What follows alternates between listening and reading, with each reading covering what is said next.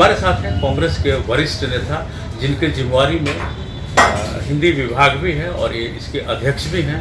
आइए हम जानते हैं चुनाव को लेकर के इनकी क्या मंशा है और क्या सोच रहे हैं। एनडीए कहती है कि 70 वर्षों तक कांग्रेस ने कुछ नहीं किया।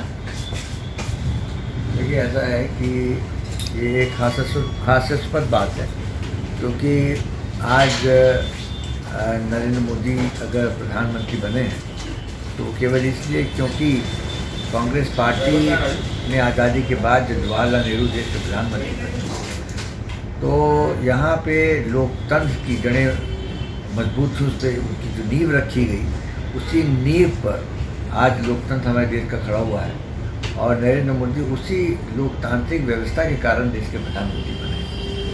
और एक हमारा ऐसा मुल्क है जहाँ पे सभी लोग बराबर हैं।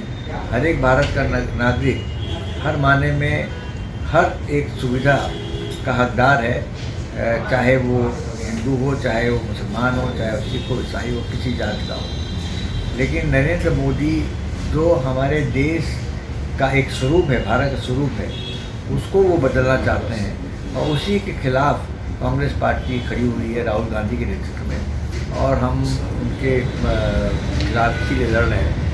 लेकिन जहाँ तक 70 वर्ष की बात है, देखिए आज अगर हमारे यहाँ सबके हाथों में मोबाइल है, अगर सबके पास कंप्यूटर है, सबके पास तो आज जो है इतनी ट्रेन की सुविधाएं हैं, आज जो हवाई जहाज़ की सुविधा है, ये पिछले 5 वर्षों में तो हुई नहीं, ये तो पहले से चली आ रही है। और पिछले 5 वर्षों में अगर देखा जाए तो कोई ऐसी उपलब्धि नहीं है जिसको गिना सकते हैं। और क्योंकि कोई उपलब्धि नहीं है, इसलिए आज वो राष्ट्रवाद की बात करते हैं, पुलवामा की बात करते हैं, और जो हमारे शहीद हुए हैं हमारे जवान, उनके नाम पर वो वोट मांग रहे हैं। तो ये कहना जैसे, इसीलिए मैंने कहा हास्यास्पद है कि कोई इसको बहुत गंभीरता से नहीं ले रहा है, बल्कि ये इस बात को एक मजाक के रूप में ले रहा है। मोदी अगर ऐसी बात करते हैं कि 70 वर्ष भारतीय स्वरूप को तोड़ने का भी आरोप एनडीए लगाती है, खास करके भारतीय जनता पार्टी कि एक खास समुदाय, एक खास वर्ग को आप लोग समर्थन करते हैं। ऐसी बात कभी नहीं हुई है, ऐसी बात कभी नहीं हुई है। और बल्कि मैं तो ये कहूँगा कि देश इंदिरा गांधी के बाद ये जो ये कहते हैं, चाहे वो राहुल गांधी को कहें, चाहे सोनिया गांधी को कहें, ये मैं नहीं कह रहा हूँ, ये तो सामने इतिहास है। इंदिरा गांधी के बाद, इंदिरा गांधी के क्या के बाद 1984 में हुई थी, एक भी मुसलमान कांग्रेस का मुख्यमंत्री किसी भी प्रदेश में नहीं। ये कोई अच्छी बात नहीं है, लेकिन ये इल्ज़ाम जो कांग्रेस पे है, मैं इस बात को बताना चाहता हूँ कि इंदिरा गांधी के हत्या के बाद 1984 के बाद सालों बीत गए, कांग्रेस की सरकार आई, 5 साल रही, नरसिम्हा राव के समय 10 साल रही, मनमोहन सिंह के समय में, और इसके अलावा भी हमारी कांग्रेस की सरकारें विभिन्न प्रदेशों में रही। लेकिन कांग्रेस पार्टी का कोई भी मुसलमान मुख्यमंत्री किसी भी प्रदेश में नहीं हुआ 1984 के बाद। तो इसके समुदाय की बात कर रहे हैं कि हम किस समुदाय को आउट ऑफ द वे जाके हम कर रहे हैं, या हमको तुष्टिकरण कर रहे हैं। भारतीय जनता पार्टी ये भी कहती है कि नरेंद्र मोदी से अच्छा प्रधानमंत्री आज तक कांग्रेस ने नहीं दिया।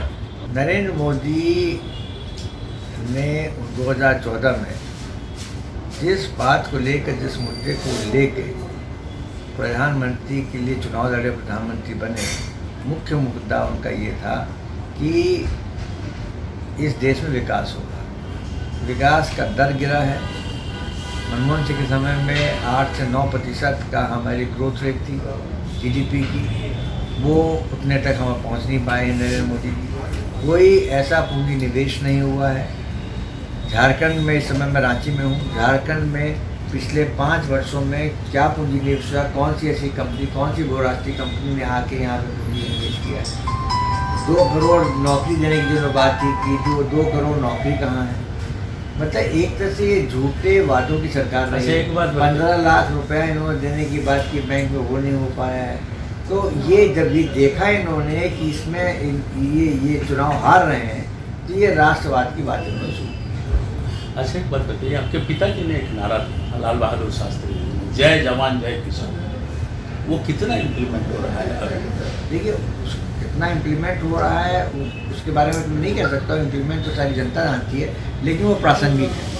और नरेंद्र मोदी के शासन में पिछले 5 वर्षों में जहाँ तक जवान और किसानों का हाल है, किसानों के हालात तो बड़े ख़राब हैं। इस समय उनको जो हार नज़र आ रही है वो केवल जो किसान इस समय दुखी हैं, जो परेशान हैं, जो पीड़ित हैं, उसके वजह से उनको हार नज़र आ रही है। और जहाँ तक जवानों का सवाल है, तो ऐसा प्रधानमंत्री जो जवानों के शहादत पर वोट मांगे, इससे ज़्यादा शर्म की बात नहीं हो सकती। यहाँ सरकार शास्त्री जी जय जवान जय के, मुझे याद है, अब आपने बात कर दी शास्त्री जी की, मैं शास्त्री जी मेरे पिता थे, मैं कहना नहीं चाहता हूँ, लेकिन ये बात है मैं उस समय केवल 15 वर्ष का था। और मुझे याद है कि कांग्रेस पार्टी के कुछ नेताओं ने उनको सलाह दी 1965 की लड़ाई के बाद कि शास्त्री जी इस समय अगर आप चुनाव कराने, 66 में चुनाव होने वाले थे, तो ये लड़ाई हुई थी 65 में, और शास्त्री जी ने कहा कि अगर आप तुरंत इसके बाद चुनाव करा लें तो आपको 400 सीटें आएंगी। शास्त्री जी का यही जवाब था कि मैं अपने वीर जवानों की शहादत पर मैं वोट नहीं मांगूंगा, और जो समय पे चुनाव होना है 1967 में, 1967 में चुनाव होना। और नरेंद्र मोदी जी हर दूसरी तीसरे अपने भाषण में लाल बहादुर शास्त्री का नाम लेते हैं, लेकिन उनसे कुछ सीखने का भी तो काम करें। भाषण में नाम ले लेने से उनको श्रद्धांजलि वो अर्पित नहीं करते हैं। सरकार किसकी बन रही है भारतवर्ष में? सरकार कांग्रेस के नेतृत्व वाली बन रही है।